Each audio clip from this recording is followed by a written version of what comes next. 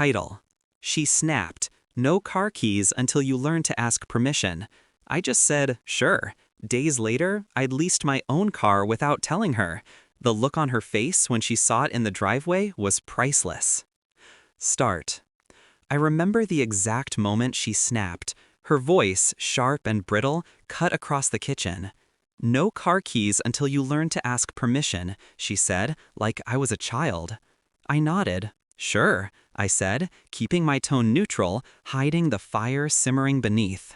On the surface, obedient. Inside, something had already shifted. We'd built a life that looked normal, shared dinners, vacations, whispered late-night plans. I thought we were partners. I thought trust was mutual. But I should have noticed the first cracks, the little lies, the furtive glances, the way she hid messages behind a smile. I chose to ignore them. I wanted to believe in us. It was subtle at first. A missing receipt, a password she refused to share, unexplained late nights. My gut tensed every time I asked a question, every time she laughed a little too loudly when dodging a topic.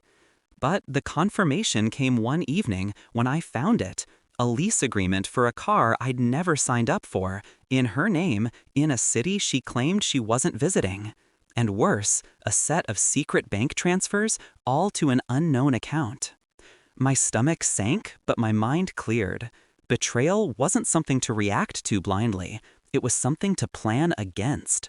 I didn't confront her, not yet. There was no drama, no yelling, no begging. I watched, quietly. Every lie became a breadcrumb, every secret a clue. I tracked patterns, not like a desperate partner, but like a strategist preparing for war. I kept my own ledger, documented every interaction, collected proof without her noticing. I wanted everything in its proper place, the evidence, the timing, the eventual reveal. Days turned into weeks. I spent nights researching, consulting, quietly building independence. A personal lawyer to understand my options, a financial plan to reclaim what was mine. And then I took control in a way she'd never expect. I leased my own car under my name without telling her. No announcement, no confrontation, just quiet execution. The day I drove it into the driveway, her world shifted. She came around the corner, a basket of laundry in her hands, expecting the same obedient nod, the same meek compliance. Instead, she froze. Her mouth opened, closed. Shock, betrayal, confusion, every emotion painted across her face like a canvas of her own making. And I stood there, calm, in control, a quiet smirk tugging at my lips. "You got yourself a car?" she asked, voice trembling. "I did," I said, deliberately slow. "Without." Her silence was better than words. That pause, her processing, her realization, was the exact moment power shifted.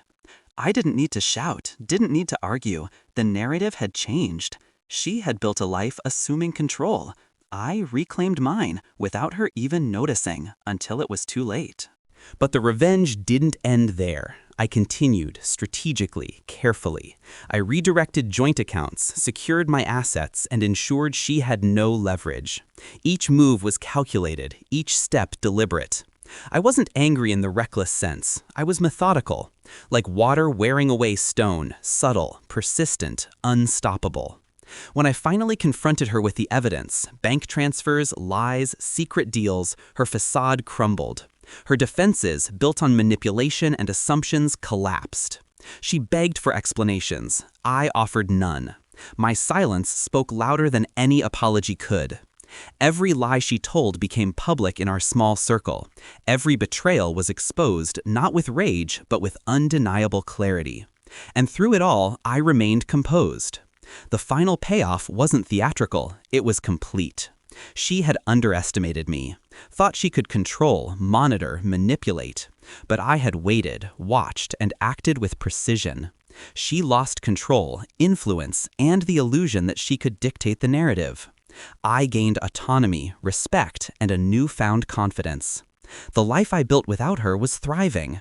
My happiness wasn't revenge, it was restoration. Now, when I reflect, I feel no guilt, no regret.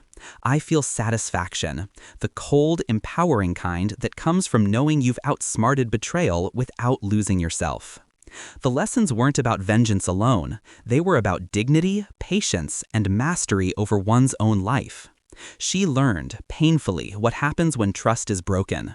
I learned the strength of silence, the power of subtlety, and the impact of calculated action. In the quiet aftermath, I realized something vital. Revenge isn't about ruin. It's about reclaiming space, self-respect, and agency. And when done with precision, it's more devastating than any outburst ever could be. I drive past the house sometimes, see her through the window, and catch the faintest glimpse of realization still lingering in her eyes. She knows. She always will.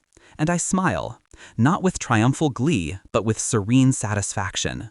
Because in a world built on manipulation, I have built something stronger. A life where I am the author of my own rules, my own success, my own destiny. I don't look back. I don't crave her approval. I only move forward, calm, measured, vengeful when necessary, unstoppable when required. She thought she had the power, but I've learned it was never hers to hold. And in that truth, I am finally free.